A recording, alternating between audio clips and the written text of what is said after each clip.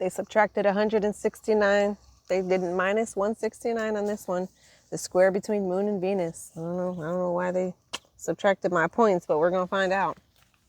Because you value harmony, you may find yourself giving in to others too easily, especially in the first half of life. Having that open heart center in human design.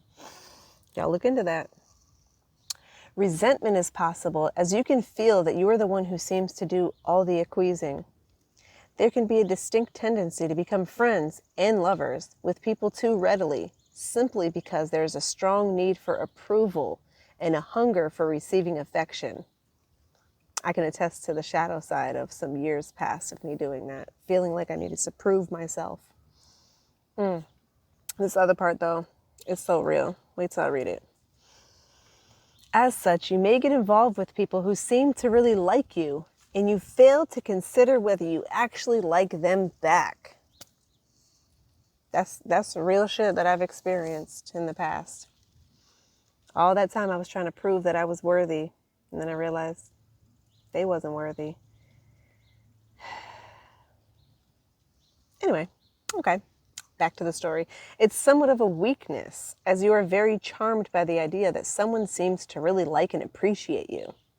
Generally, one of your life's lessons is to learn to discriminate more and get in touch with what you truly want and need. The boundaries, and yes. The functions of the moon, which rules the emotions and feelings, amongst other things, and the functions of Venus, which rules social relationships, harmony, and partnership, amongst other things, are at a cross purposes.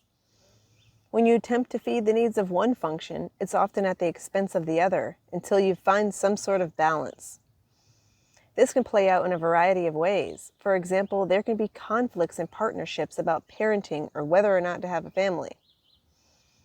You may find yourself compromising your own emotional needs in order to find and keep love. Peace and harmony are important to you, perhaps too much so, as you can easily be taken advantage of. Insecurity is something that you need to deal with at some point in your life. Very sensual, you sometimes replace love with food or shopping. You can also be quite sexually active and sometimes quite lustful. You possess a distinct lazy streak. How dare they? You are capable of working hard, but you truly appreciate luxuriating and enjoying as many pleasures as possible, and self-discipline isn't always at your disposal. Okay. While she is usually sweet and gracious, she can also be inconstant and capricious at times, possessing a changeable nature, a varied love life, ups and downs, unusual ideas.